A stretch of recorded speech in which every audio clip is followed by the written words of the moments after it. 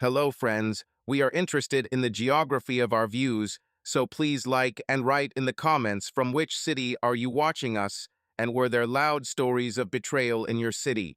Share your stories with us.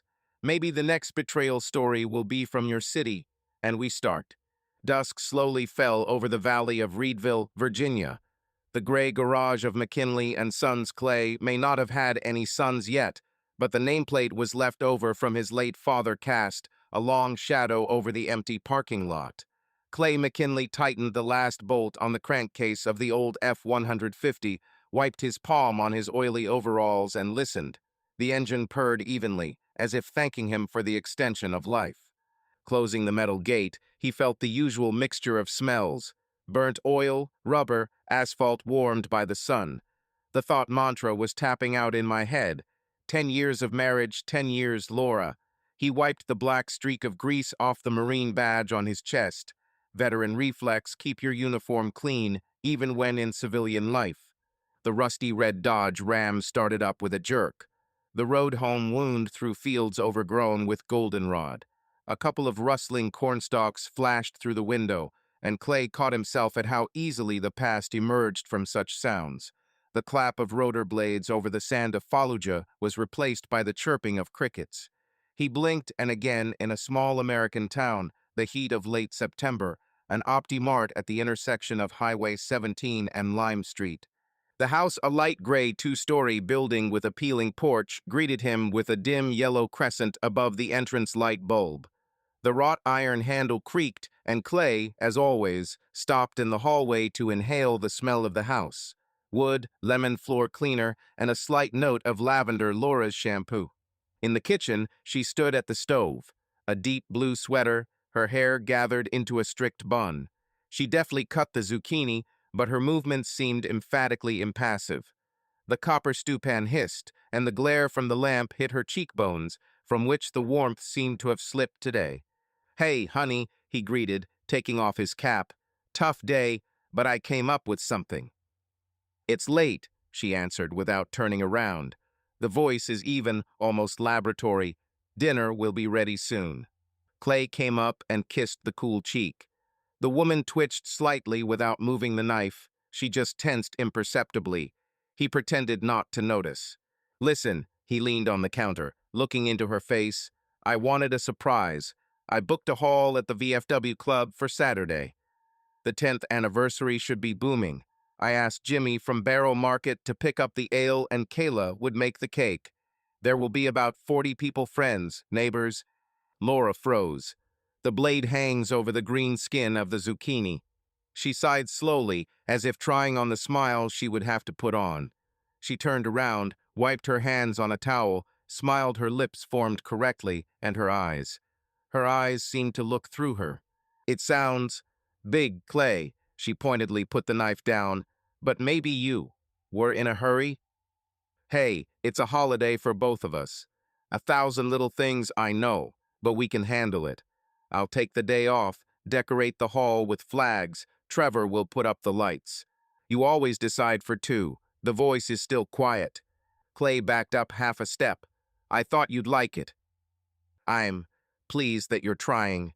It's just," she looked away, her fingers nervously twirling her wedding ring. 40 people is noise, a waste of money. Maybe we can celebrate together." He grinned, hiding the prick. "Save money? Is this about you?" Laura's cheeks flushed for a moment, but she intercepted the emotion. "It's not about the money." The silence stretched. The hood hummed like a distant swarm of wasps. The antique clock ticked on the wall. Each stroke seemed to knock off the meters between them. To break the pause, Clay went to the refrigerator and took out 2 bottles of Yorktown lager. Opened it.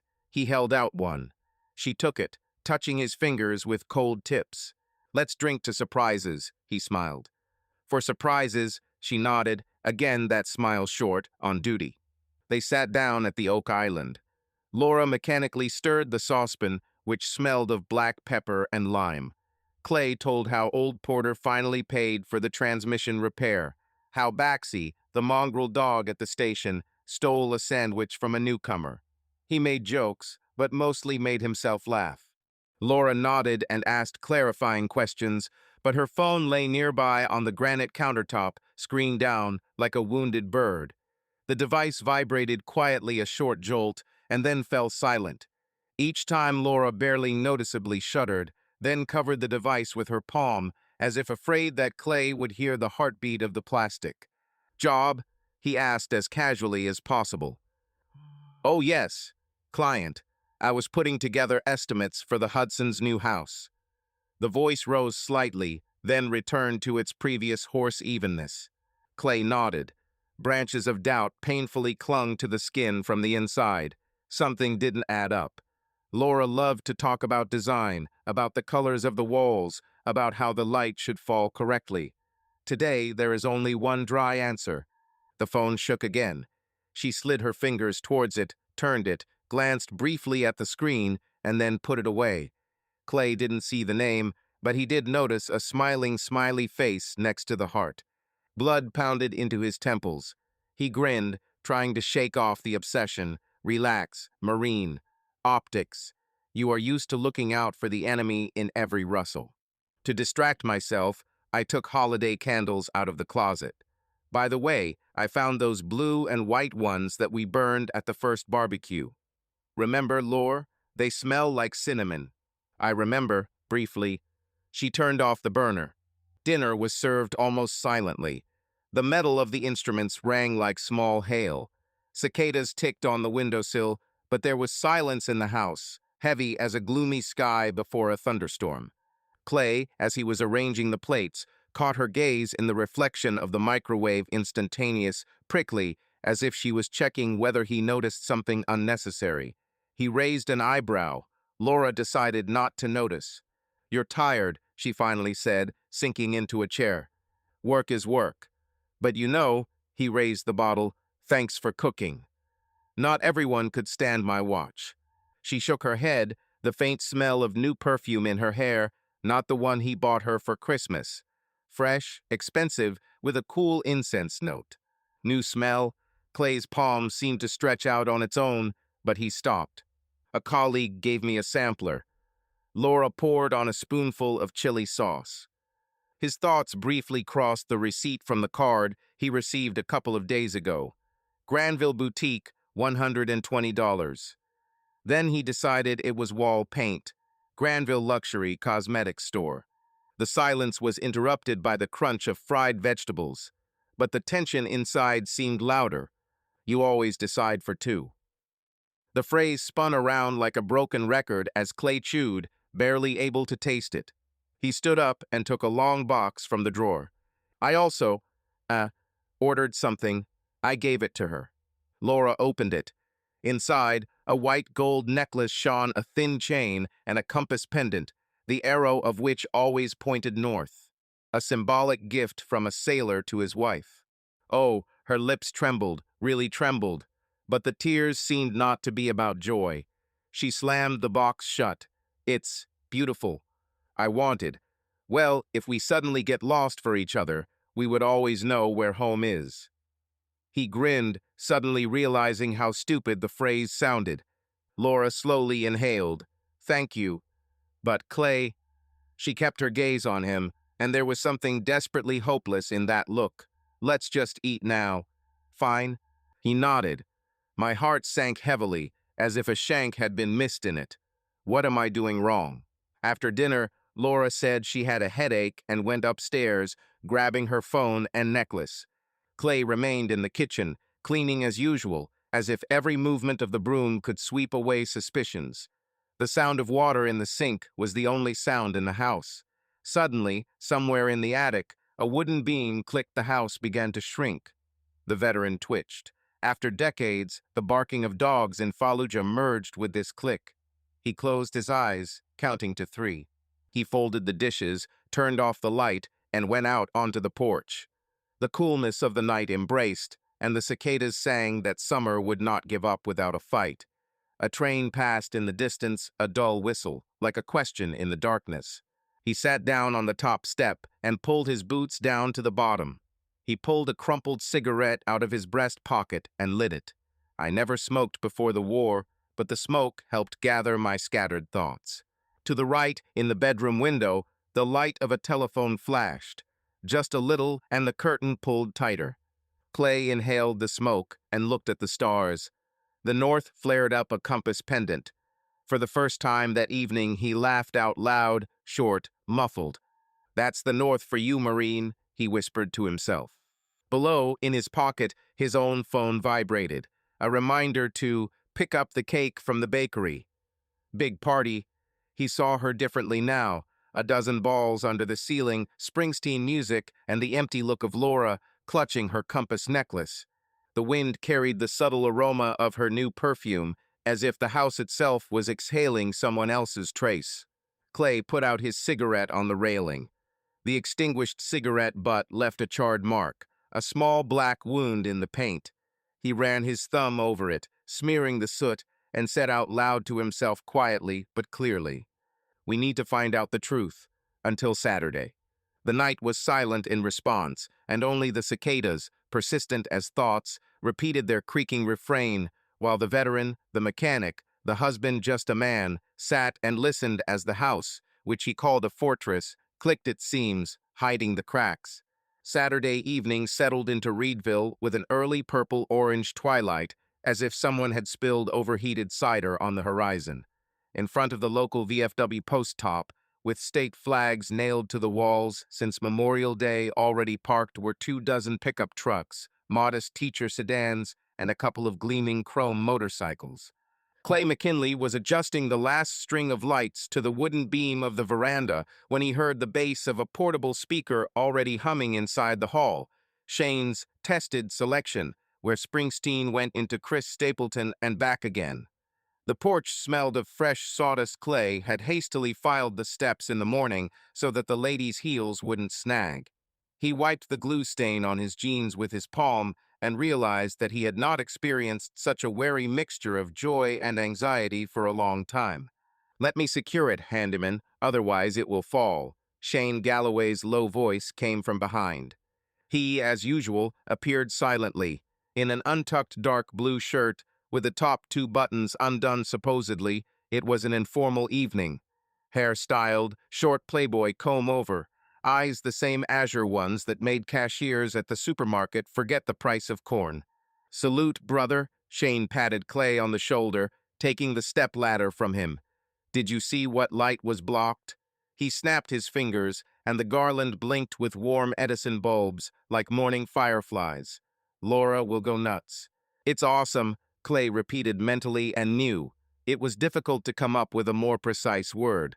2 days ago, the wife couldn't decide whether to get ready at all, and now there will be not 5 exclamations of "happy anniversary," but an entire Southern wedding without a bride. He looked at Shane for a second. He habitually carries himself between light bravado and some kind of boyish arrogance. The mechanic subconsciously compared. To himself 37, a veteran, scars on the knee, eternal ointment for the joints.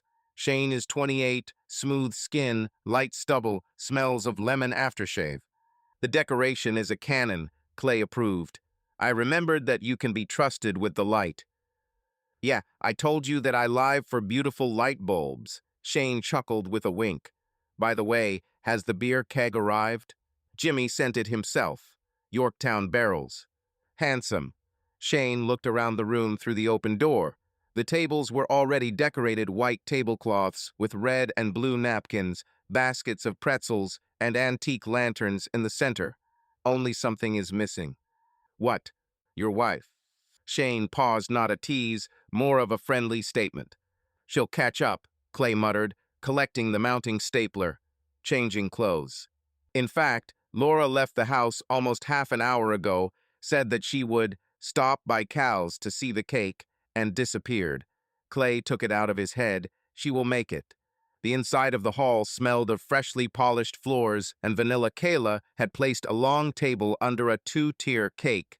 The bottom one was chocolate, the top one was carrot, with a layer of honey between them. 10 years strong is written in chocolate on the white icing. Clay checked his phone. 6:47 p.m. The first guests were already arriving in a relaxed stream. First, Pastor J.D. and his wife brought a tiny ficus in a tin mug, "so that it grows like your love." Then the Lendon sisters came in, both teachers, both with the same wavy hair and dissimilar personalities. One beamed, the other whispered, looking out for who had the shorter dress. Clay nodded endlessly, shook hands, and said, "Well, you did it," and answered, "Laura came up with everything," although Laura, in fact, only did not prohibit it. At that moment, he suddenly realized that he was looking for his wife with his eyes every time he greeted new guests. After all, he dreamed that they would celebrate together. Like at school celebrations, she was shining, and he was nearby, armored. 1859. The doors swung open, and Clay involuntarily straightened up. Laura. It's as if she came straight out of a glossy page. A blue-black dress that fits her figure, a modest boat neckline, but a high slit on the thigh, a thin vertical line, like a knife. Black stiletto shoes, a thin gold compass chain. He gave her the box yesterday morning, not expecting her to wear it right away. The hair is no longer a strict ponytail, but soft, shoulder-length waves, as if someone else's hands were curling it. The shoulders are bare, covered with frosty powder. And one more thing. There was that ease in her gait that Clay had only seen on photo shoots for Hampton Woods advertisements. Laura hated demonstrations. She inhaled the smell of vanilla, looked around the room, smiled just enough for people to think she was happy.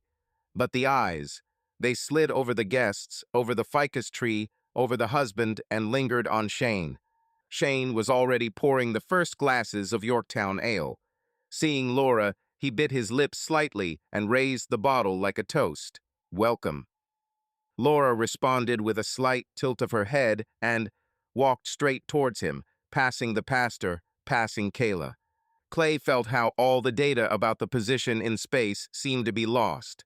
His wife, walking around his radiance as if he were a post-post. "He's nervous," he explained to himself. He grabbed a tray of mini burritos from the caterer, smiling at the people. "My head was working. Don't screw it up. Not now." 20 minutes later, the room was buzzing with a live band that Shane had assembled. Veteran guitarist Mickey, a teenage drummer from the Kramer Choir. They played acoustic covers, Fire, Tennessee Whiskey. Laura stood at the counter, her back to the stage, talking to Gina Hudson about the new kitchen, but with every gesture her elbow touched Shane's arm. He sat next to her, turning his whole body to her, making fun of her, emphasizing the trademark dimple on his cheek. Clay carried plates and caught everyone's eyes. At some point, I accidentally met the eyes of Lendon, the modest sister. She slightly knitted her eyebrows, showing embarrassment for the owners. He quickly turned away. The phone vibrated in his pocket. Sam from the garage sent a photo of the clicking spring on the Ram 1500, but Clay didn't even open it. Instead, he looked at Laura again. She was laughing, tightly holding a glass of something amber. "Whiskey? She doesn't like strong things," flashed. In fact, Laura usually drank one Sauvignon all evening. And here's the scene. Shane leans over and whispers something. Laura places her hand on his forearm and laughs a little louder than necessary. "Clay, why are you stuck here?" Pat on the back. Kayla, in an apron with sequin zippers. "Guests want to see the culprits together. I'm just making sure there's enough for everyone." He forced a smile. "Stop being snobby already," Kayla winked. "Go to your beauty before someone takes her away." The words sounded like a joke, but suddenly they rang in my head like a loud warning. "Don't be paranoid." Clay moved. Behind her, Kayla's laughter died down and mingled with the guitar. He walked up to the counter. Laura turned just as Shane offered her a new glass. "Honey," Clay put his hand on her waist. "Will you let me steal you for a minute? We must say a toast." Laura shuddered. Her eyes widened for a second, as if she had forgotten about her husband. Of course, the smile turned out to be a little weak. "Shane, will you put it aside?" "Uh-huh." Shane glanced at Clay. "Trust the machine." He raised his hands, saying, without unnecessary movements. He and Laura went to the arch of balls. Clay noticed how she swayed, but quickly straightened up. The smell of whiskey and new perfume mixed and filled my nostrils. "Are you okay?" he asked quietly. "God, Clay, I'm not made of porcelain." Her tone is sharper than usual. I just relaxed, okay? Certainly. I'm just surprised. You don't drink whiskey. She smiled from the corner of her mouth. Well, it's time to open new horizons. He wanted to add, please, slow down, but didn't dare. There were people around, music. Let's go. She was the first to take his hand and lead him to the stage.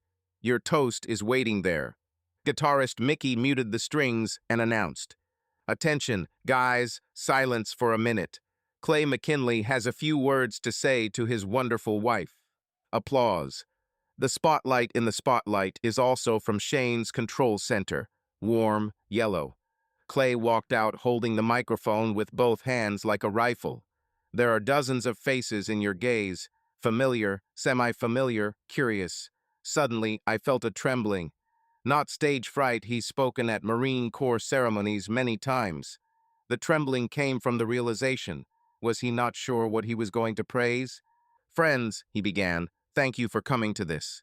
He went through the book point by point, thanking the veterans, Kayla for the cake, Shane for the light, the Hudsons for giving Laura the last order. People smiled, nodded, and clinked glasses with plastic champagne.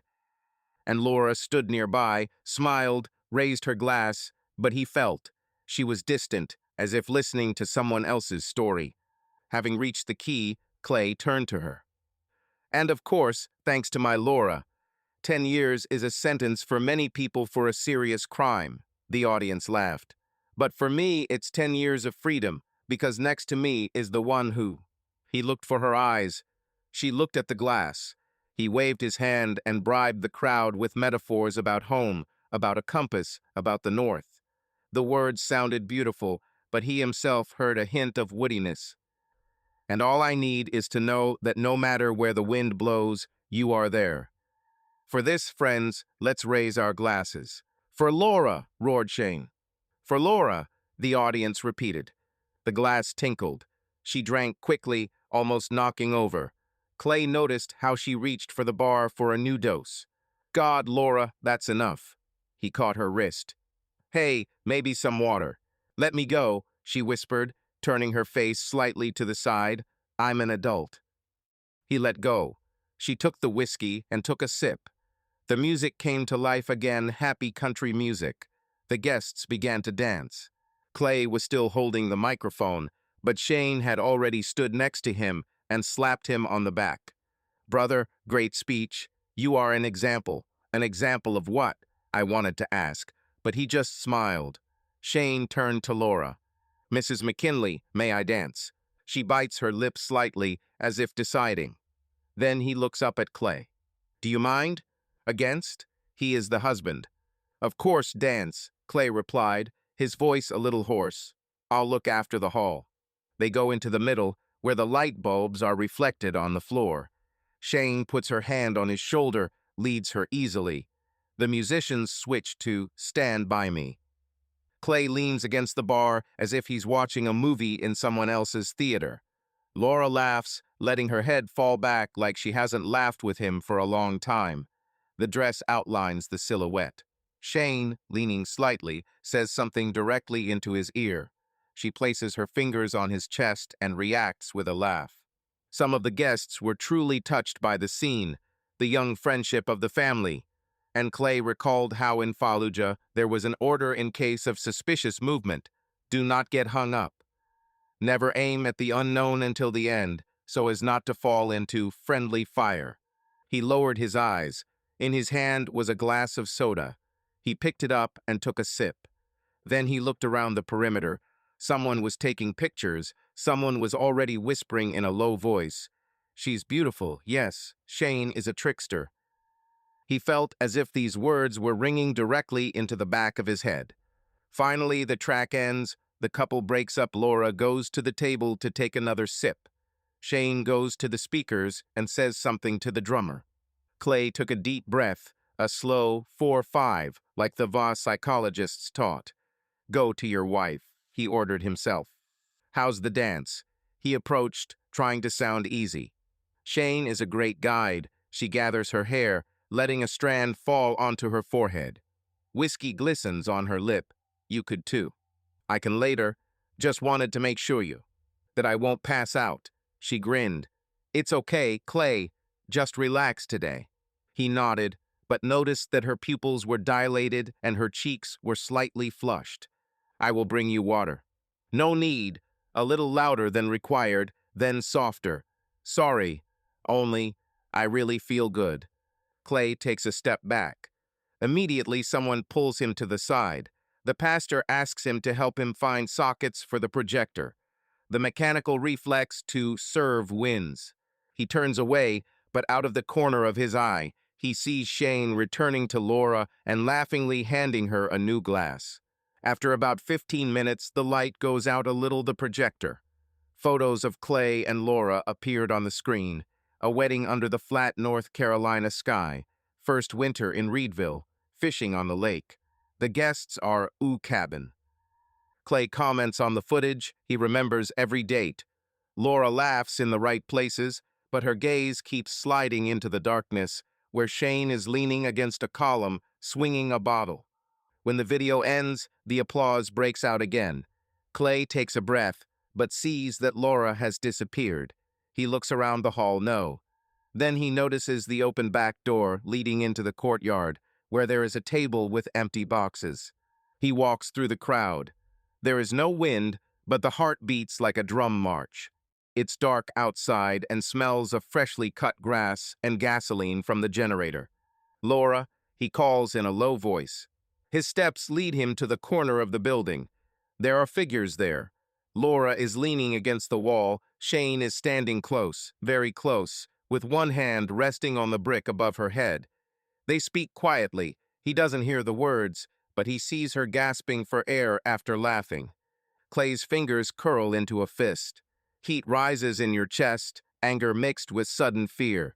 If he comes out now, will he destroy everything? And then Laura, without noticing her husband, puts her hand on Shane's chest. A mixture of admiration and danger is read on the face. Clay takes a half step, but his foot on the crunchy gravel gives way. Shane turns around first, instantly retreating. Laura blinks at Clay.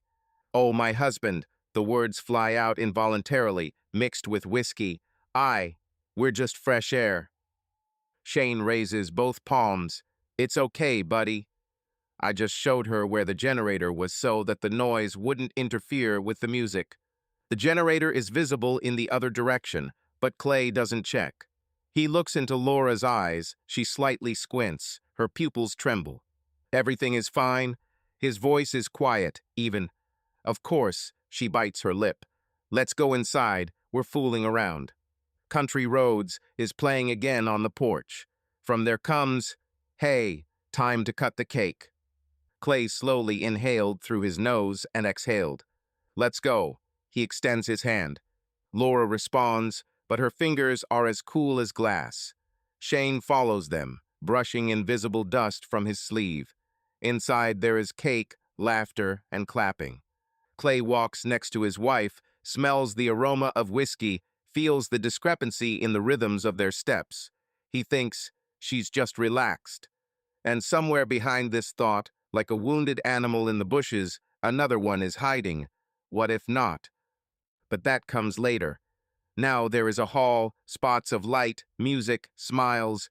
They enter, and the crowd explodes with shouts. Cut it! And Clay, mechanically picking up the silver knife with Laura, forces himself to smile, because the whole city needs a show to finish, and the truth can wait another couple of hours. By midnight, the noise in the hall had become as thick as sweet tobacco. The music pumped slower, people laughed louder, fatigue was punctuated by splashes of more booze. The Edison light bulbs shimmered with amber, and circles from glasses appeared on the tablecloths. Yorktown flowed like a river, and somewhere under the glass dome the cake was exhaling its last layers of cinnamon and sugar. Clay McKinley found himself joking with Mr. Hudson about gas prices while out of the corner of his vision, looking for his wife in the crowd. He mentally apologized in advance for his jealousy. Damn, 40 guests, she has to talk not only to me. The cooling logic was of little use. Every half a minute, the gaze dived through the shoulders of the dancers, like the sonar of a submarine in troubled water. He saw her at the DJ pad. Laura was laughing with Kayla over some photo on her phone. Shane stood nearby, holding the speakers as if his name was embedded in them. Another circle of guests, Mickey, the guitarist, the Landon sisters, Gina Hudson. All three looked at Laura and Shane either enviously or with slight mockery. Clay smiled wider, added a phrase about the new Ford Ranger to his conversation with Hudson, turned around. Laura was already accepting a fresh portion of bourbon from Shane. She raised her glass, tilted her head slightly, and her hair fell in waves. How much did she have? The guitar gave way to slow blues. I Put a Spell on You, in a female acoustic cover. The lights were dimmed. The honey-colored spots of spotlights lay on the floor. Laura, spinning, suddenly touched Shane's neck with her palm.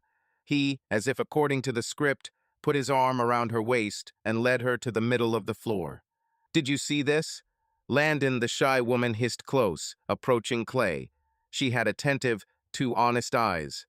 She's just different today.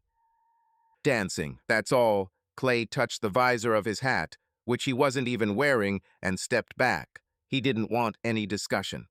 But the whispers were already spreading throughout the hall, like spilled beer on the boards. Someone shrugged their shoulders. They say, the lower and upper world will figure it out at home. Someone winked at Shane, as if supporting the macho guy from Virginia. 7 minutes later, Clay was again left without visual contact. He stopped Kayla. Have you seen Laura? I thought she was with you. Kayla looked back. Shane took her hand and talked about some vintage bar in the West Wing. There really is an old counter there, I saw it. She clicked her tongue. We should probably go have a look. It's no big deal, Clay. In the West Wing. Clay knew the room inside and out. Behind the kitchen there was a corridor, then a tiny trophy room, and across the screen shelving there was really a semi-bar without service, a collection of bottles that veterans brought from wars and donated to the club. There were dusty helmets instead of ashtrays.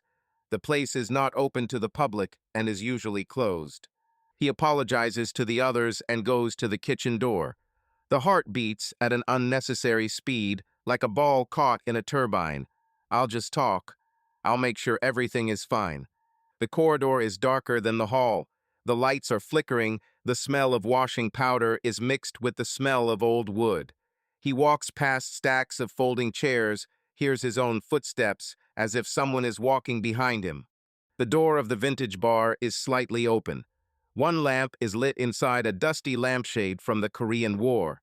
Clay freezes on the threshold. No one. Only a bar counter, bottles with labels, Saigon 1968, Bastogne Reserve, a mirror covered with cobwebs. There is an abandoned glass on the counter, a trace of lipstick. There is a fresh handprint on the dusty glass. Clay stepped inside and touched the glass. It was warm. Something suddenly fell from a height in my chest. He looked around. The back door leading to the fire escape was slightly open. He turned around and went out into the corridor empty. He opened the door to the outside the back door, the same courtyard where an hour ago they caught Laura and Shane at the generator. The moonlight silvered the grass and painted the trash can steel. No voices except distant music from the hall. Have the steps disappeared? Or did they stand and listen? Clay returned to the hall. The clock on the phone says Z26. From the moment of disappearance, 10 to 12 minutes. No one noticed the long pause. People were singing the chorus of Sweet Caroline. And then, as if nothing had happened, Laura appears. The hair is disheveled. On the left cheek, there is the slightest shadow of blurred mascara, as if a tear had dried a moment ago. The dress was slightly askew at the hips, and the compass chain shone from a different angle. The clasp had turned forward. Behind her, at a distance of 2 or 3 steps, was Shane. He laughed, but noticeably slower than a minute ago. His hand hurriedly buttoned the top button of his shirt. One of the musicians shouted, "Hey, Laura, your verse!" And the crowd clapped. Laura raised her hand as if to escape the flashes and said loudly, We're just looking at a vintage bar. Guys, amazing. There's Japanese sake from 6. She tripped over the shape of the number and smiled too widely. Kayla, emerging from behind the column, grabbed her by the elbow. Bar, it's been closed for 100 years. Well, we closed it, Shane chuckled, slapping his palm closer to the counter. Just a tour, 10th anniversary tour. The crowd's laughter sounded involuntarily absent-minded. Some believed, some pretended. Clay grabbed Laura's hand and felt the icy sweat on her palm. He almost led her out of the noisy ring to the table with water. "Everything is fine," he asked, taking a clean glass. "For God's sake, Clay, stop acting like a warden," she exhaled, eyes wide, pupils dilated. "I wanted a breath of air. It's interesting there." He handed her water. While she was drinking, he noticed a couple of centimeters of the hem being lifted up, just above the fastening of the hairpin to the stocking. "I wanted to look down, but I couldn't." He glanced at Shane instead. He was already telling Pastor JD a story about the smallest bottle of tequila in the world, gesticulating too energetically. The guests scattered again, some for dessert, some outside for cigars. Clay and Laura sat at the far table among the paper garlands. She looked into emptiness, twirling the compass pendant in her fingers. "Maybe we can go," he suggested softly. "It's already late." "What about the holiday?" She clicked the clasp of the pendant. 10 years of marriage, have you forgotten?" "I remember every minute," he said, realizing how jealous he sounded. "I'm just tired. You too." "I'm fine." Laura carefully smoothed her hair. "It's your night, Clay." He wanted to object, but they were interrupted by a Metropolitan guitar chord. Shane, as MC, announced the last slow one. "I don't want to miss a thing." The crowd gathered on the dance floor with a joyful roar. Shane turned around, found Laura's gaze, nodded, offering. Clay felt a hot wave rise to his ears. "He's calling my wife." Laura turned to her husband, as if asking permission with her eyes. Clay read in those eyes confusion. Call? Fatigue? He didn't understand, but nodded. "If you want, go." She stood up. Her step was a little unsteady, but she stayed steady. Shane accepted it and put his hand on the small of her back. The melody rolled around the hall like honey beads. Clay watched them move, their silhouettes cut through the twilight. Shane's shoulders sometimes leaned forward. Laura laughed, throwing her head back. Each of her laughter cut Clay on the crown like a bowstring. He stood up, walked to the bar, and poured himself sparkling water with ice. The bubbles crackled, but did not drown out the roar of blood in my ears. "Still, just relaxed?" asked someone's voice to the right. "Landon is a shy girl." She looked guilty, but could not remain silent. "It's her day," Clay answered quietly. "Clay?" She lowered her eyes. "I hope everything is okay. Is it true?" "Thank you, Marcy." He tried to smile. "Me too." Marcy left. He took a sip of water. His throat was sore. The music died down at the final chord.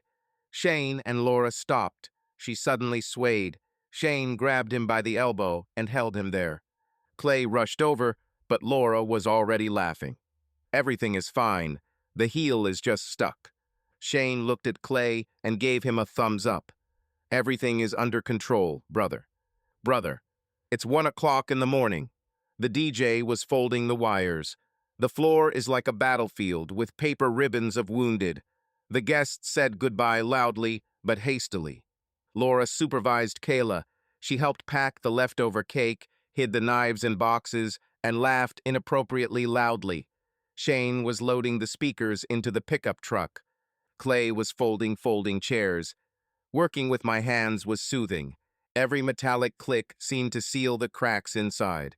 "You aren't angry, are you?" Laura came up, hugging his waist.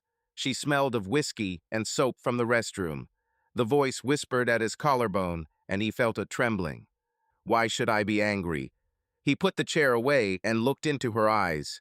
Close up, you can see the thinnest bloody mark on the neck, as if the suction cup had recently been removed. She frowned childishly. "That I behaved badly." "You acted like a grown woman at your own party," he said, trying to sound gentle. "But Laura, it's not you. You don't drink bourbon at all." "People change," she grinned, but the grin wavered. "Clay, you promised not to turn into my father, the colonel." The words were cut. I remembered conversations from 4 years ago, how her father controlled her every move until he left for Arkansas. Clay backed down a little. Sorry, I was just worried. No need to worry, she pursed her lips. Everything is fine. But that doesn't explain where you disappeared for 10 minutes, he wanted to say, but the word stuck. The thickness of the ice is too thin to pose a difficult question. He nodded. Let's go home. She nodded. They went outside first, Shane tinkering with a pickup truck in the distance. The breath of the night smelled of wet asphalt. Laura kicked off her shoes and took them in her hand like a sign of victory. Are you cold? Clay took off his jacket and threw it on her. She smiled gratefully, her gaze finally became softer, more tired. He opened the passenger door of the Dodge. Laura sank down into the seat, rested her head on the headrest, and closed her eyes. Clay walked around the hood, starting the engine, just in time to see Shane waving at them from the parking lot, his teeth flashing. Clay raised his hand in response. The man's gaze changed, from friendly to challenging, or did the shadow of the headlights give it this hue? The engine hummed. The radio picked up quiet blues. Clay looked at his wife. She was already asleep or pretended to be. Her hair was falling apart, her compass chain shone dully, as if its needle had gone astray. He turned on the headlights and pulled out onto the road. In the rearview mirror, the lights of the club gradually floated away like a sinking ship.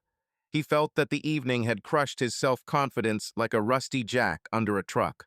His left hand held the steering wheel, his right hand involuntarily clutched the small key to their mailbox. He was mechanically turning it all this time while he was assembling the chairs. The key cut into the skin. I don't want to ruin the evening, he repeated to himself like a mantra. Tomorrow is a different matter. Today, let this song end without scandal. But somewhere at the margins of consciousness, a generator of suspicion was already humming, and it would not be possible to turn it off with a simple switch. The old alarm clock on the nightstand could barely make out the numbers through the darkness of the bedroom, and the hands seemed to be spinning in viscous oil. 3:17 merciless mark. Clay woke up abruptly, as if after a jackhammer. His heart was beating against his ribs, the salty taste of bourbon and fear was in his throat, although he drank only soda. For a minute he didn't understand what was bothering him. Then my hand felt the cold fabric of the sheet nearby. Empty. Laura's pillow is barely warm. It means she left a long time ago. Through the half-open window, there was a damp, cool air. The sound of a truck on Highway 17 could be heard in the distance, then went away, leaving a silence like a vacuum. Clay sat on the edge of the bed. He listened. The house was silent. Only the refrigerator groaned downstairs. He called quietly. Laura. There was no answer, as if the walls perceived the name as noise that needed to be suppressed. He reached for the phone screen, empty. No SMS, no missed messages. I put on jeans, a Semper Fi t-shirt, and left the bedroom barefoot. The corridor was the same, but not blind. The moonlight drew squares on the floor. The floorboard above the basement beam signed under his weight. I went down to the kitchen. The lamp under the cabinet was also not on. On the pouring table is a glass of bourbon, half drunk. The sticky circle from the bottom sparkled like the eye of an insect. He touched the glass. The liquid was warm, which meant Laura had also been here not long ago. Clay looked into the living room, empty. The door to the porch is ajar. The mosquito net is protected only by magnets. The fresh smell of night watering, the gravel of the path, the metallic sound of the weather vane chain, everything was mixed. He stepped outside. The grass was cold on the feet. The stars hung low, as if they also wanted to peek at what would happen. There was always something sleepy about the city lights of Reedville, but today it seemed that the entire village had died out, leaving him a guard post. Behind the house began a narrow courtyard, surrounded by shabby fences and candle poplars. At the very end is a barn. During the day it looked harmless, peeling boards, corrugated roof, the smell of old tires and diesel fuel. Now a thin strip of golden light was breaking through from under the door, oscillating like the heart of a lantern. Clay froze. A memory clicked in my temples. showing off a vintage bar. He thought, maybe she's just looking for a garden watering can, an aspirin tablet. But the bourbon in the glass and the light in the barn formed a puzzle too clearly. He moved slowly. The gravel creaked. Every sound seemed like a gulp. Coming closer, I heard a noise, muffled voices, laughter, then a muffled groan, stretching like tar. Clay knew those sounds, not from the front, but from motels on the side of the road, piercing the drywall as he rested after long flights. The sounds of people losing control. The tiny window under the roof was curtained with an old sheet, but near the door two boards parted, forming a thin gap. He stopped a meter away, unwilling but powerless to leave. My breathing became short and my hands became clammy. A cricket chirped lazily by his ear, and Clay flinched as if it were a signal flare. He leaned over and pressed his eye to the slit. Inside, an old kerosene lamp was burning on top of a toolbox. Her red flame decorated the barn with soft shadows. In these shadows, two figures intertwined a man's back, naked, shifting and straining in relief, and a woman's body, half drowned in a straw mat. Laura. I recognized him by the curve of his neck, by the compass necklace hanging on his collarbone. She threw her head back, her hair cascading onto the dusty mat. Eyes closed, lips parted. The male figure Shane bent over, his shoulders trembled, his palms slid over her body. In the light of the lamp, the muscles played like strings. Clay recoiled as if the muzzle of a machine gun had hit his forehead. Then he leaned forward again. He couldn't believe his eyes. He saw only silhouettes, hints of movement, but even hints were enough. Shane was whispering something the words couldn't be understood, but the tone was recognizable, the same one he used to flirt with the saleswomen. Laura answered with a quiet yes or please. The sounds burst with strain. Every word she says is a dagger into Clay's chest. He touched his palm to the rough wall of the barn, trying to hold on. It was pounding in my head. In Fallujah, there was an order not to shoot without confirmation. And here, you see and hear, this is her, this is him. Anger swelled in my chest, pushing away the air. Again at the crack. Shane picked Laura up and sat her down on the workbench. She wrapped her legs around him and leaned back in a bend, as if the entire spinal arch was screaming with pleasure. Her fingers grabbed his hair. Their shadows mixed and dissolved. Shane pressed his hand to her neck. Laura moaned more silently, gasped. Her nails left white stripes on his back. Clay's hands went numb. I wanted to break down the door and grab my opponent by the throat, but my legs seemed to be rooted. I remembered how the instructor said, "Sometimes the most terrible thing is not a machine gun, but inaction when you should act." He, a Marine who repaired equipment under fire, is now unarmed against a simple spectacle. Shane whispered Laura's name. She responded with a sob. Their movement accelerated. The lamp nodded with its glare, as if marking the pace. Clay understood everything, but did not see the dirty details. The light left the bodies with a shimmering modesty. And yet, the sound of wet kisses, hoarse breathing, rhythmic thrusts, each knock is like a hammer mark in his skull. Tears, which he considered himself incapable of, came unexpectedly. Salty, hot. He blinked, and the world doubled. In one layer, the current barn, in the other fragments of past years. How he carried Laura in his arms across the threshold of their first house. How they stole kisses between boxes when moving. How she cried when she learned about his knee injury. All the moments clicked into a fiasco. The scene inside reached its peak. Laura screamed, cowered, Shane growled, and everything went silent, as if a kerosene lamp had been threatened. Their laughter was heard quiet, conspiratorial, the light chime of a glass pendant on the skin. Clay stumbled back, his back to the boards. The world seemed to have lost oxygen. His fingers groped for the ground, and he knelt in the wet grass. The rough air scratched my throat. The inner voice broke into a scream, but only a horse escaped. He pressed his fist to his lips so as not to make a sound. I counted to 4, as psychotherapists taught, but the numbers spread out. He stood up, shaking, and glanced at the door. I wanted to stare at the wood so that those two would see that her husband was standing under it. But why? Prove them for yourself. To the city that will whisper in the morning? Step back. Then more. He walked through the yard without feeling the pebbles. The train whistles sounded in my head, long, lonely. It's like a warning to take you away from the rails. On the porch of the house, I turned around. The light in the barn had gone out. The darkness ate him up as if nothing had happened. Only in the second-floor window did a yellow stripe appear their bedroom. A minute later, she disappeared. This means that Laura returned along a short path, clean, as if nothing had happened. Clay stood until the blood drained from his hands. A ring road of questions spun before my eyes. Why? When did it start? Where was I? He chose one. What now? The house behind seemed alien. He sat down on the step and ran his palm over the chipped board where he had put out his cigarette yesterday. The cigarette butt stain is still black, and the thought pierced me. Yesterday he had a premonition. Polaris was burning in the sky among a scattering of stars. I couldn't help but remember buying a compass pendant.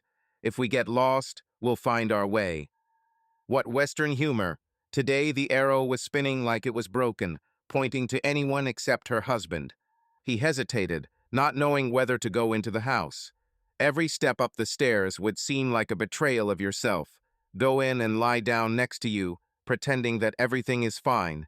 No, but to collide right now would mean blowing up an already fragile world. Maybe the dawn will provide a weapon of words. Clay stretched out his legs and rested the back of his head on the railing. The night air rang with emptiness. Crickets competed in creaking. There is an old scar on the knee, a memory of a sniper bullet. Then the pain was a sharp fire, understandable. Now the pain had no form, spread into the bones. He took a crumpled cigarette from his breast pocket, the last one from the pack. The lighter clicked. The light revealed the tears-dried furrows on the cheeks. Smoke filled my lungs, pushing the horror away a little. It was starting to turn gray over the horizon. Clay blew out a puff of smoke like a distress signal and whispered, "We need to find out the whole truth. But now, I already know." He held the cigarette between his fingers, letting the fire burn down to the filter, and threw it onto the previous black spot. The yellow dot smoldered until it went out. The silence in the house breathed evenly, as if nothing had happened. The light cut through the curtains like a scalpel. It was barely 6, but the starlings were already chirping under the eaves, and the coffee maker in the kitchen was clicking. Clay McKinley stood at the stove in an old Core 601 t-shirt. Frying bacon, the strips sizzled and flexed. It smelled of pepper and smoke. The hands moved automatically. Turn over, add salt, throw the bread into the toaster. The main battle was not here, but in my head, where night images rumbled in the background. A lamp in the barn, Shane's shadow, Laura's moan. He hardly slept. After an hour in the pickup truck, he finally returned to the house and lightly opened the bedroom door. Laura was lying on her back, one hand on her stomach, her face serene. The compass chain glowed like a dim oval on her collarbone. Clay lay down next to him, but the sheet between them seemed like a minefield. He looked at the ceiling, counting the cracks of the plaster, until a muted pink dawn began outside the window. Now he was preparing breakfast, as if a normal morning could replace his body armor. Every movement is a disguise. Laura came down at about 6:17, bare feet on the pine floor. She was wearing a light robe in powdery tones. Her hair was tied up casually. Her face was shining as if she had drunk not bourbon, but the elixir of youth. "Good morning," she smiled, walking towards the refrigerator.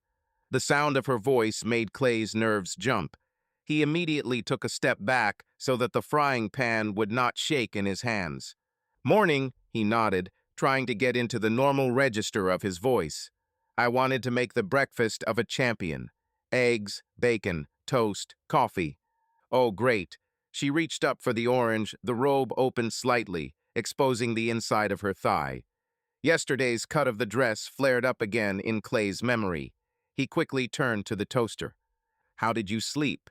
she asked, coming closer to put the sugar candy on the table. The question is like a punch in the gut. He saw himself at night, his knees in the dew, his heart on a ballistic trajectory. He answered without turning around. "Fine. Did you? Sleep well too." Like a child, Laura giggled. Apparently, all the stress came out along with the dancing. Stress. The last word slid across the surface like a pebble and sank. They sat opposite the table. Clay cut the bacon exactly at a 45 angle, just like his father had taught him. Laura tore off a slice of orange, the wet juice glistening on her fingers. She said that today she had meetings with contractors, that Gina Hudson approves turquoise tiles instead of menthol. The words came out easily, like granola. Clay responded, "Yeah, well, that's good. Hudson's love color." Inside, each remark was accompanied by an echo. "Do you break down when you lie? Did you feel it when you talk about tiles?" But the face remained soft, almost lazy. When she stood up for her second toast, the phone on the table vibrated. The following flashed on the screen. Shane. Clay saw Laura's eye twitch. She quickly pressed silent mode without looking at her husband. "Won't you answer?" he asked, trying to keep his voice warm and not suspicious. "Oh, later. He probably wants to clarify whether he took all the equipment." She waved it off. Clay nodded and sipped his coffee. The bitter taste is sluggish, as if the grains were ground through a layer of cotton wool. Does she talk to him every morning? She went into the shower. Clay waited until the water started pouring, took the phone from the bar, and went out onto the porch. He usually didn't spy, but today's reality has lost the word usually. There is nowhere to retreat. He flipped through his contacts until his fingers found Shane. A number flashed on the screen. The finger froze.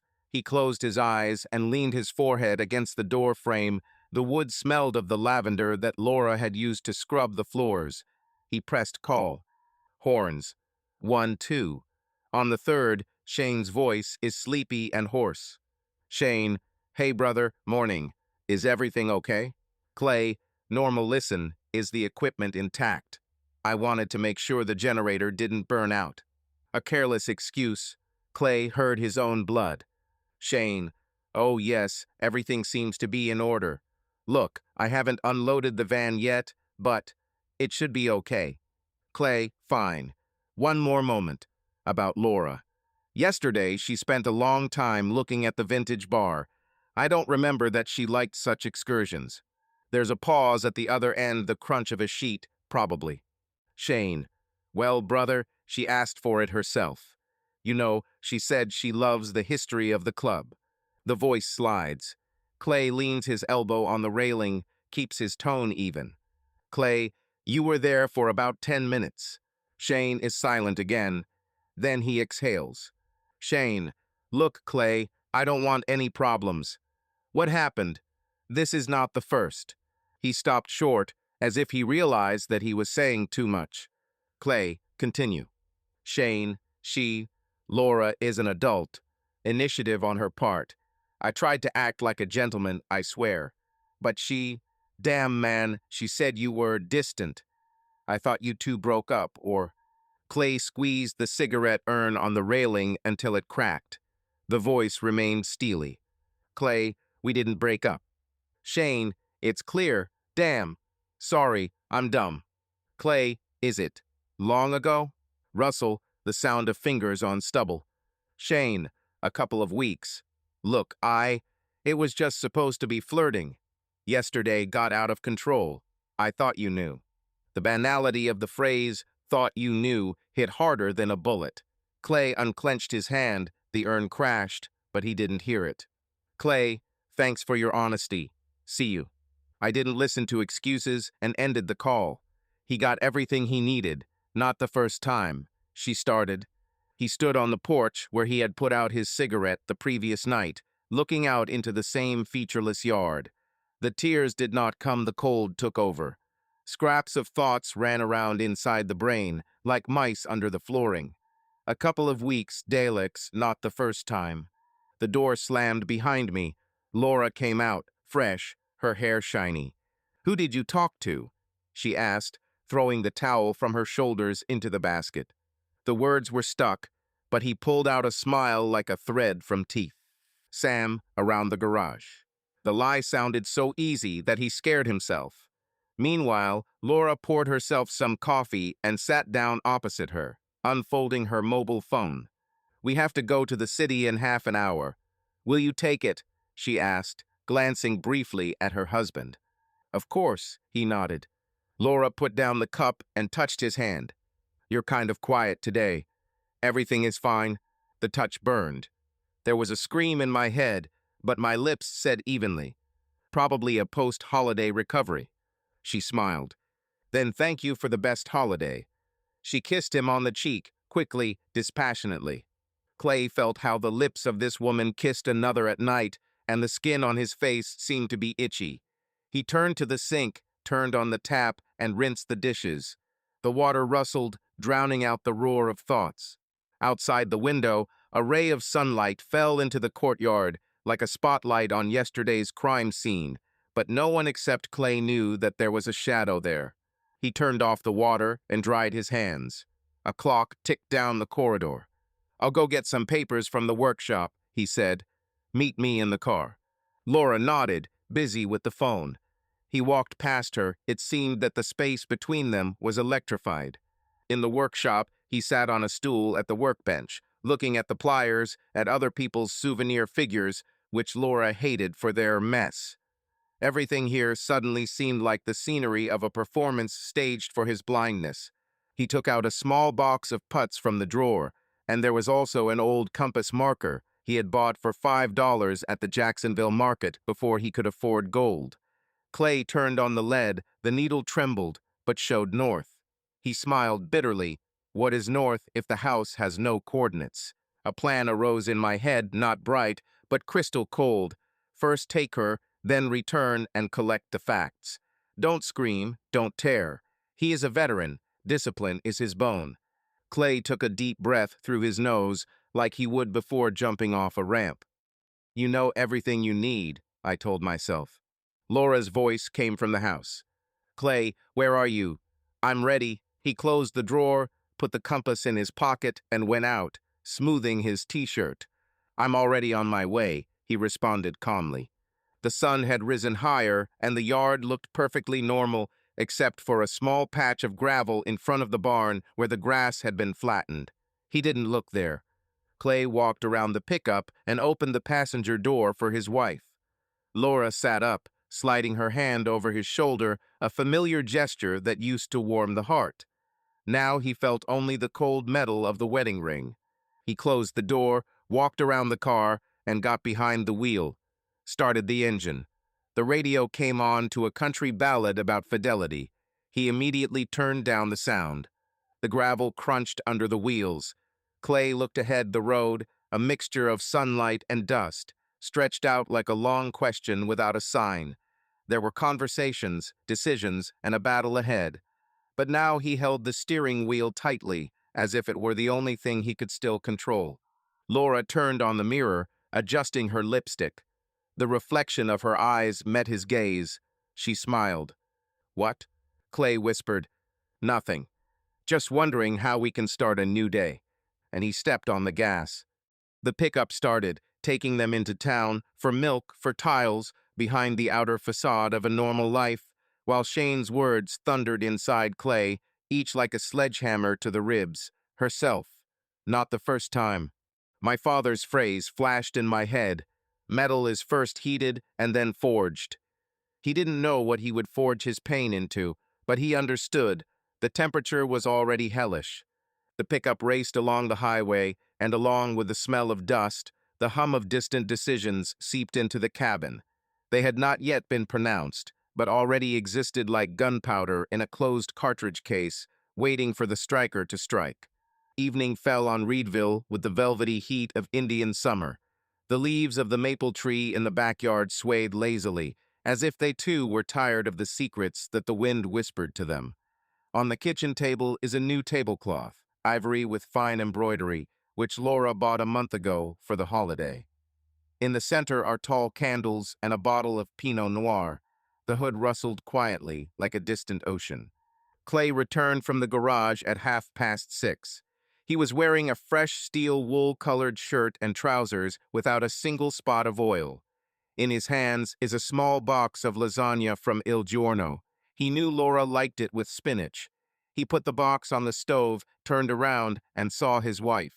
Laura stood by the window, wearing the same blue blouse she had worn on their first date in Charlottesville. The hair is smooth, the lips are transparent. Not a trace of tension in the morning. Only lightness, rehearsed at the bathroom mirror rehearsals. Dinner? She turned and smiled, as if the day had been a long walk along the beach. Dinner, Clay confirmed, putting the lasagna in the oven.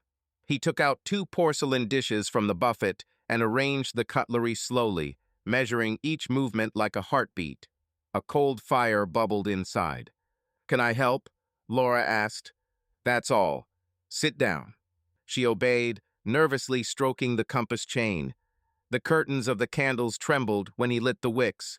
Laura's tall shadow swayed on the curtain, seeming larger than the woman herself. The silent pause stretched on as the oven counted down 7 minutes.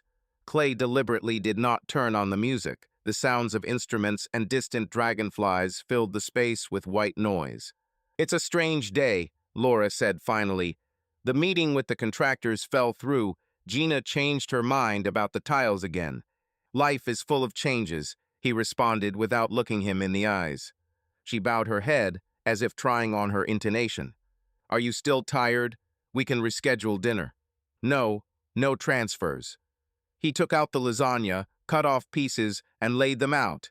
Steam rose and smelled of herbs and garlic. "We deserve it."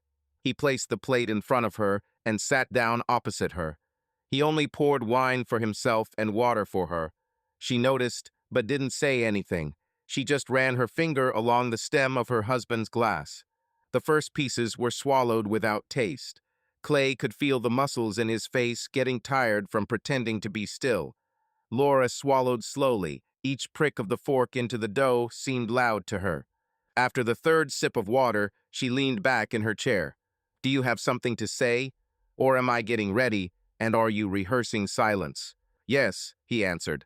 He got up, walked into the living room, turned on the floor lamp. A soft amber light fell on the bookcase.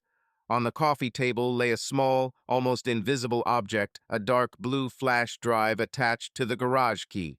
Clay took it and returned to the kitchen. Laura raised an eyebrow. "What is this?" He didn't answer. "I went to the TV on the wall, opened the HDMI plug, and inserted the USB flash drive through the adapter." He waved the remote control. The screen lit up, the familiar blue frame of a media player. "Did you film the party?" She tried to smile. "Not me." Clay pressed play. The video started without sound, but the noise of the party atmosphere was easily read from people's mouths. Bright Edison lamps, tables, candles. The highest point of view is the club's surveillance camera, the one that was installed for insurance cases. There are 3 clear areas in the frame: the dance floor, the bar, and the corridor to the west wing. Laura turned pale. The fingers dropped the fork. Metal clinked, a clawed sound cut through the apartment. On the screen is herself, taking a glass of bourbon from Shane's hands. First, dancing, a hand on his shoulder, laughter. The camera switched to another, street one. The back door opens. They go out into the darkness. Timestamp, 018. The door closes. New time code, Z28. Shane returns alone, without Laura, looks around, wipes his lips. The fun continued inside the club, but there was a slightly thicker shadow around Shane. Clay pressed pause. Every frame was a dagger, and yet, as he foresaw, the camera did not see the barn, did not capture the body, but she captured the disappearance. Enough. He turned around. Laura sat like a porcelain figurine, glassy eyes, mouth slightly open, skin tone lost. "Where? Did you get this?" she whispered. I asked Craig Murphy, the security guard. He said, "I want a video for the family archive." He slowly removed the flash drive from the TV. Just 5 minutes of recording. 10 years of marriage versus 10 minutes of darkness. He placed the flash drive in the middle of the table, next to the candlestick. The candle fire trembled as if in the wind. Laura trembled, reached for the flash drive, but stopped her hand as if the object was burning. "Clay, this is misinterpreted." The voice was torn. He sat down again, crossing his fingers on the tabletop. Softly, without volume. Correct the interpretation. The silence swelled. From the living room came the click of a clock. The pendulum struck 7:45. Laura closed her eyes. The eyelids fluttered. I don't know what to say. Start with when. Her eyelashes fluttered. 2 weeks ago. Clay quietly inhaled exactly, as if at a shooting range, before shooting. How many times? 3. She barely uttered the word, as if it were a nail. Why? She opened her eyes full of tears, but not hysterical. Lips frantically search for a form to justify. I felt that we were losing contact. You are in the garage all the time. You talk about the war, about cars. With me less and less. Shane listened. He was light. He made me feel alive, Clay suggested quietly. She sobbed. Yes, sorry. He bowed his head. Inside it was even calm like the sea after a storm, when the waves are tired. Sergei in Afghanistan said, at some point, the hot blood boils and you feel a smooth emptiness. What did these 10 years mean to you? He asked. You, home. Laura's voice choked. You are my north. Were. But we. I'm confused. North indicates a constant direction. The compass doesn't adjust, Clay said and glanced at the pendant on her neck. Has your needle been spinning for a long time? Tears ran down her cheeks. She took off the chain and placed it next to the flash drive. Metal clinked against wood barely audible, but in the silence, like a gunshot. I can explain everything, she breathed. You explained it as bourbon, a barn, and a shadow. I saw more than I wanted. He touched the flash drive with the tip of his finger, then pulled it away, as if he was afraid of getting infected. Shane said you started first. Her shoulders shook. This is true. I thought, Clay continued, that I would go to war, come back, and we would have our own front, with an adequate enemy and boundaries. But the enemy turned out to be in a different place. Laura looked up. I didn't mean to humiliate you. It was 5 minutes. He grinned, without amusement. 15. How long did our price last? I was drunk, she whispered. I saw it, he replied, drunk but confident. In my house, 10 steps from our bedroom. The air thickened into a cocoon. He adopted a tone of surgical coldness and now watched as the cut organ bleed. What do you want? She asked, stretching out her hands as if trying to feel the wall. Clay stood up slowly, without sudden movements. The shadow of his shoulders merged with the shadow of the closet. He walked around the table, stood next to her, but did not touch her. I didn't know, he said quietly, that 10 years can be thrown away in 10 minutes. He reached out his hand, took the compass pendant, and clutched it in his fist. The metal was still warm from her skin. I gave my heart a second to breathe. Then he placed the pendant on top of the flash drive like a seal. Pack your things. You won't be here in the morning. The words fell into the air like shards of glass. A draft from the corridor shook the candles. The fire jumped, highlighting the trail of tears on her face. Clay. She tried to jump up, but her legs gave out. Please. We can go to the therapist. I will do everything. He looked away to the window where the sun was setting, painting the glass with a bloody blush. In the morning, he repeated and went to the door. She jumped up and grabbed his forearm. Please don't leave me like this. I'm confused, but her fingers trembled. Clay unclenched them the way a steel vise clamps a rusty part, not with a jerk, but with an effort of patience. If they get tangled, they unravel them. Don't tear them, he said. But you cut it off yourself. He walked out into the hallway, leaving her alone among the candles, lasagna, and trembling shadows. In the living room, he leaned against the wall. My legs were shaking. For the first time all day, I wanted to scream, break glass, throw furniture. Breath came in jerks into the lungs. A rustling sound was heard through the open kitchen door. Laura was sobbing, picking up the pendant, holding the flash drive, afraid that the objects would bind them forever. Where should I go? She asked from behind the door, her voice broken. Clay closed his eyes and answered with a wheeze. Not to Shane. The answer was heavy with a second of silence. I will go to Kayla. Good choice. He heard movement up the stairs. She was packing her suitcase. Each zipper opening sounded like ice cracking. Clay went to the porch and sat down on the step, the same place where he smoked after the party. The night smelled of wet asphalt. The cicadas were still chirping as if nothing had happened. He took out a cigarette. The first puff burned. Tears mixed with smoke rolled down my face. He allowed himself 3 sobs, deep, silent. They were quenched by the warm wind. The bedroom door slammed from above, and a suitcase was heard scraping down the stairs. Laura came out, stopping in the doorway, red eyes, dark cloak, Saxony suitcase, car keys in hand. She didn't dare approach. "I'll leave the engagement ring here," she said, her voice weak. "As you wish." She took off the ring and put it on the table at the entrance. A long look full of requests that he had no intention of answering. Then she stepped out the door and crossed the yard. The wheels of the suitcase squeaked on the gravel. Clay didn't turn his head, only heard the engine of her hatchback start. The headlights slid across the front of the house, illuminated the cicada figures on the windowsill, then drove away. Silence, a little louder than before, fell on his shoulders. He finished smoking and crushed the cigarette butt on the old stain. He got up and went back inside. The house seemed empty, like a shell. In the kitchen, the candles were burning out. The wax was dripping with tears. The lasagna was cooling on the table, half untouched, with ashes drifting in the wine.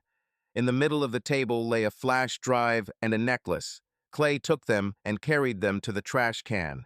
I looked at it for a second and still didn't throw it away. I put it in the wardrobe drawer and closed it. Let history remain, but not control. In the corridor, the mirror returned a tired face, red squirrels, hunched shoulders.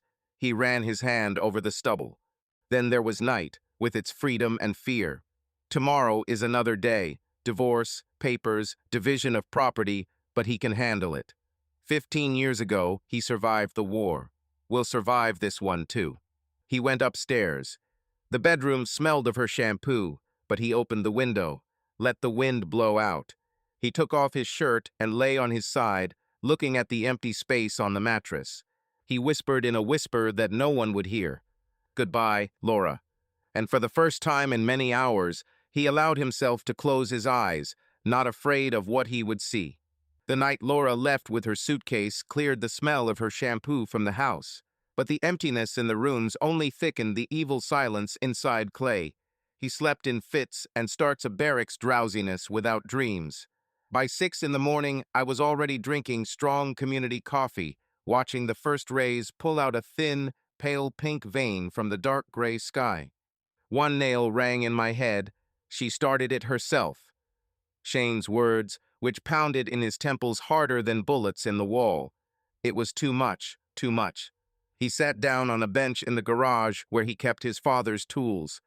On the wall hung a Louisville Slugger baseball bat, a gift from his high school coach. The wood had darkened with time, but the balance was still felt in the hand, as if the bat was waiting for the moment to play its role again. Clay took it, felt the weight, like a familiar heartbeat. He hit an empty cardboard box. The dull bang gave a pleasant response to his hand. The second blow opened the box with a bouquet of bursting edges. "That's enough," he whispered to himself, as if the trainer sergeant was commanding stop. But the momentum was already growing. See Shane break the facade of smiles like a rope being torn so that the stage collapses. Shane's address is a bungalow on Linden Road, a kilometer outside the city. Clay left at 7:15, the bat laying on the passenger seat like a second patrol. The road was empty. The schoolchildren's minibuses had not yet left, but the farmers had already left. The pickup stopped quietly, the engine turned off. Clay came out and the gravel crunched. There was a dim light in the bedroom window. Shane seemed to be dozing off to the morning news. Clay didn't knock. He walked around the house, found the back door where Shane kept the grill in the summer, and pushed the old deadbolt gave way. The inside smelled of cheap deodorant and yesterday's pizza. In the living room, the TV droned on with the morning show. Reclining on the sofa is Shane, in a t-shirt, barefoot, hair tousled. He managed to raise his head, but his body seemed heavy from the tape wrapped around the blanket. Clay, damn, what are you? The answer was a blow. Not at the head, but at the bottom of the table nearby, so that the wood would crack and pieces would fall down. Shane pulled back, his face pale. Get up. Clay's voice was even, like on the parade ground. Listen, come on. Clay grabbed him by the shirt and yanked him up. Shane yelped, trying to grab his wrist, but Clay's hands worked like the hydraulics of a jack. The first direct blow with a fist is to the stomach. Shane doubled over and coughed. The second in the cheekbone. The sound was dull but clear, like the blow of a rubber hammer on steel. Are you sick? Shane croaked, trying to shield himself. The patient is a coordinate system. You displaced her. Clay pushed him against the wall and pressed the bat to his throat. She was my family. I thought you were separated. Shane wheezed, his eyes widened. You thought that 10 years meant less than 10 minutes. The bat pressed the skin, leaving a white stripe. I was wrong. Hit number 3 on the shoulder so as not to break the bone, but to force you to remember. Shane slid down, clutching his hand. I. Tell me what you need. He spat out along with bloody saliva. Say out loud that you started it. It's me. Clay bowed. Laura. She wrote to me, called me. You won't believe anyone until you see my lawyer. Clay stepped back, the bat dropped. If you approach the house again, I will come without a tree. Shane nodded, waddling around in a fetal position. Clay walked out without looking back. The bat returned to the front seat like a trophy without joy. His hands were shaking, he forced himself to breathe evenly. 4 hold, 4 exhale. This is how they were taught to approach a cocked mine. A muffled groan came from behind. The pickup door slammed, and the engine roared. At 10 in the morning, he entered the glass office of Faith Williams, a family law attorney who had once been his mother's neighbor. Faith is a woman in her 60s, black, with short gray curls and eyes that are both sympathetic and assess prospects the way a trader evaluates stocks. Clay, sit down. She closed the tablet and walked away from the table. Your voice on the phone. Are you ready for tough steps? Ready. He put the flash drive on the table. Next to it, he put printed photos from the camera. Craig sent an archive by mail. Clay spent the whole night taking pictures. Proof of treason. I want divorce proceedings based on fault, and so that she doesn't get a cent. Faith put on her glasses and scrolled through. Virginia still allows fault divorce. Adultery is a valid point. This hits spousal support hard. I don't need to cut her down with words. I want to cut off access to my business and home. The house is married, but purchased with your money. Yes, I paid off my mortgage before I got married. She didn't contribute $1. Fine. Garage? Inherited it. So, separate property. Faith did the math in her head. She can claim part of the increase in the value of the house over 10 years and items purchased during the marriage. But if we prove that you alone spent the marital funds and she contributed little or nothing, the court will side with you. Clay nodded quietly. Besides, Faith continued, with proven adultery, Laura will almost certainly lose alimony. What about business assets? The garage is registered as an LLC, whose shares belong to me and my late mother. We'll pull this out, Faith noted. But you have to be impeccable. No arbitrariness. Clay looked away. The shadows of the blows were still dark on his knuckles. Yesterday I lost my temper. He exhaled, but there were no police. Faith frowned but remained silent. Let's put it this way. Conflicts need to be frozen. If Shane turns, we have a different arena. You don't need a criminal record. He won't convert. Sure? Clay remembered Shane huddled against the wall. Sure. Faith put the file aside. Fine. The next step is to file a complaint for fault-based divorce. We'll send a summons through the sheriff today. With the same package will come a temporary injunction on the alienation of property. You open a new account and transfer your salary there. Old, joint, frozen. Do it. Get ready. She may ask for a peaceful settlement to avoid public hearings. If he signs that he is not claiming, he agrees. Faith nodded. Are you holding up, Clay? He took a deep breath. I'm holding on. Late in the evening, Sheriff Watson knocked politely on Kayla's door, where Laura was staying. Agenda. Laura signed the signature, her hands shaking. The package included a flash drive and a list of requirements. Divorce due to fault, adultery. Waiver of alimony. Giving up a share in the business. The house is 85% for Clay, 15% for her. If she doesn't sign it, she will go to court. Kayla called Clay and asked if everything was iron. He said, absolutely. That same evening, Laura arrived at the garage. Without keys, I stood at the gate until he came out, my hands covered in oil. Twilight drew the color of sunset over the roof. Can we talk? Her voice was quiet, broken. It's just work and oil.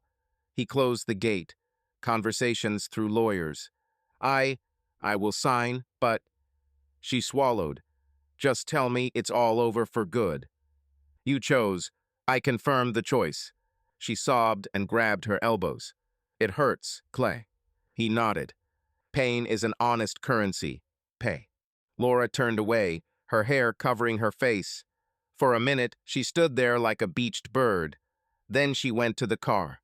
Clay returned to the motorcycle he was assembling for a client. The key cracked in the nut, and even metallic sound drowned out the whimpers of the flying soul. A week later, Laura signed a settlement agreement. Renunciation of alimony, renunciation of the business, share in the house only if he sells. Faith filed a document with the court. The case was closed in a simplified manner. Clay left her something, an old Ford Focus and $5,000 for moving. Faith asked, why not zero, so that she doesn't say that I left her beggar? The lawyer just shook her head. Remnants of nobility are a dangerous thing, Marine. Having signed all the papers, Clay drove to the lake where he and Laura once fished for trout. This time alone. The splash of water at dusk, the chirping of insects. He took the compass necklace out of his pocket and the wedding rings. He found them on the nightstand in the morning, took them off, and didn't put them on again. He opened the compass and threw the needle into the water. It sparkled and sank, losing the north. He pinched the rings with pliers and bent them, dropped it after the arrow. The metal flashed in the moon and disappeared. My chest felt half an ounce lighter. The garage worked like a generator. The clients didn't ask about Laura, someone knew, but in the town they talked about other people's divorces more quietly than about grain rates. He slept on the couch in the room above the workshop until he found a new home, a small ranch house overlooking a blue valley. One day, a letter arrived in the mailbox. Inside is a card without a signature, just a watercolor, a road leading to dawn. On the back, there is one phrase, sorry I got lost. Clay closed the card, no tears, no anger. He took his jacket off the hook and went outside into the air that smelled of October apple peels. The highway rustled in the distance. The wind carried the smell of gasoline and wet leaves. He started the client's motorcycle and rolled it out onto the road. Gas. The wind felt the taste of new freedom, freedom without betrayal, without suspicion. Freedom for which I paid with pain, but it was a fair price. When the speedometer passed 50, my thoughts died down. All that was left was the roar of the engine and a straight horizon where a new route could be drawn, one that didn't fit into 10 minutes and didn't break down because of someone else's lies. Clay smiled for the first time since the party, briefly, reservedly, like a soldier after surviving an attack. There were a lot of unknowns ahead, but the arrow inside him found the north again. His name is straight, to where the road is long and his decisions are his only. Processing took a few seconds. December came with a thud like big boots stomping down the pavement of Reedville. After signing the papers, Laura packed up the rest of her life in the Ford Focus, closed the trunk, and didn't look back. On a distant highway, the car disappeared into the gray fog, leaving a thin strip of exhaust, like a comma, which will never be turned into a sentence. 3 days later, the last transfer arrived from the bank branch. She returned 5,000, a silent pause instead of gratitude. Clay took the check to the fireplace and watched the numbers curl into black shavings. Shane disappeared as quietly as he had appeared in their marriage. Conversations in the city were reduced to half phrases: moved to the ocean, got a job as a stage setter on a cruise ship. Clay didn't check.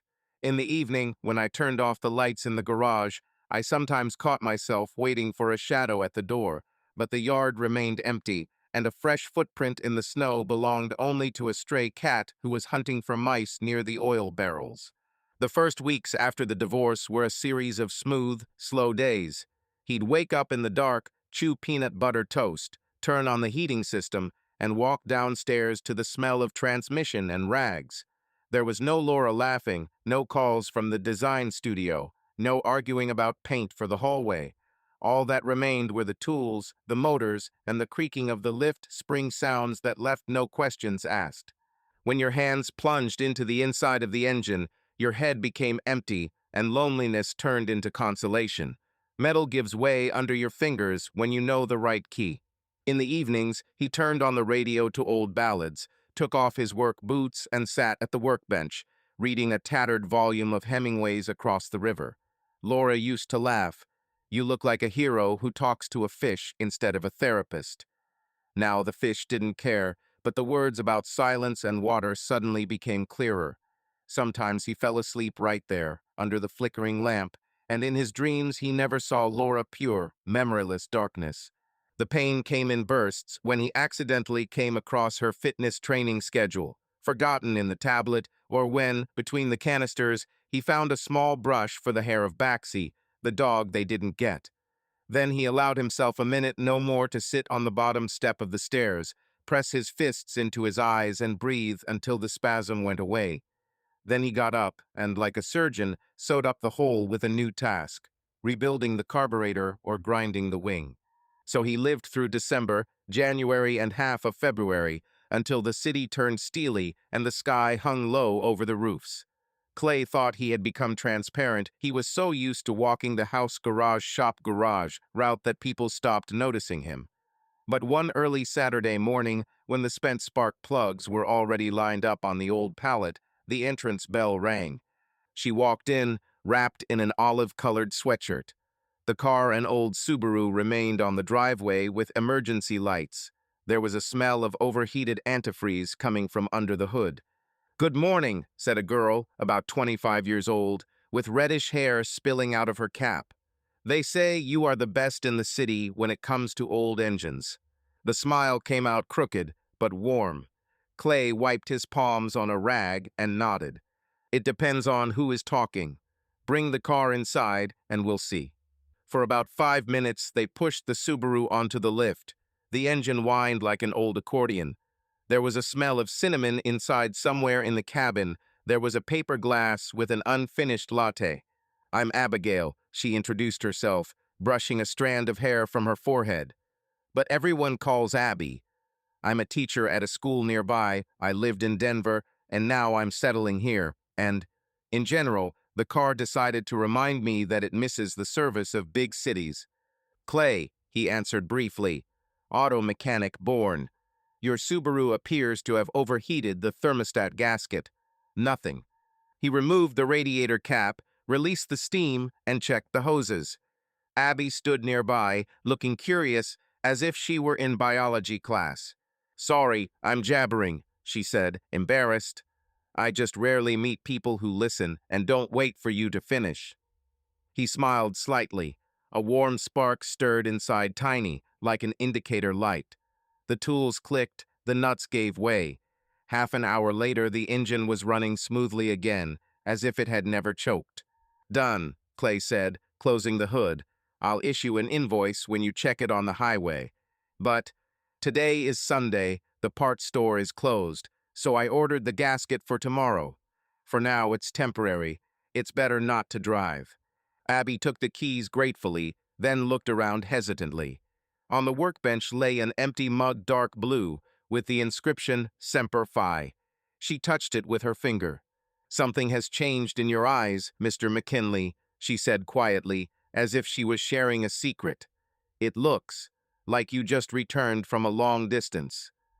He caught her gaze warm, open, without hints, and suddenly I realized that a thin crack had appeared behind the glass partition of loneliness. Light had penetrated inside. Clay smiled, tentatively at first, then wider. He took out a can of freshly ground coffee from under the workbench and brushed the dust off the lid. "There's a camp coffee maker nearby, in a nook," he said, feeling new, still unfamiliar strings stretching inside him. "If you're not in a hurry, we can wait for the details over a cup. I don't have much cinnamon, but I'll make it strong and honest." Abby pulled back her hood and smiled back, softly, almost with surprise. "Strong, honest sounds better than any latte." The coffee maker hissed, filling the workshop with an aroma that drowned out the smell of oil. Outside the dirty windows, the first snow of March was falling, quietly, as if it did not want to interfere with the conversation. Clay poured coffee into 2 mugs and handed one to Abby. Their fingers touched for a second, a light, everyday touch, but their heart responded with a calm, confident beat. He leaned against the workbench and raised his mug. "For roads that don't end in overheating," he said. Abby clinked her glass against its porcelain edge. "And for those who know how to fix them." Clay took a sip. The taste was bitter, burning his lips, but there was no bitterness of the past months in it, only warmth that spread slowly and promised a new movement forward, to a place where not every beginning ends with a cliff. He looked at the snowflakes flying behind the glass and felt.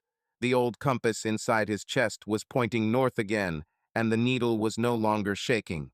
Subscribe to our channel so that your love doesn't cheat on you, and go ahead and listen to the next story, because this story is nothing compared to the next one. If you're under 18, don't even think click to the next one.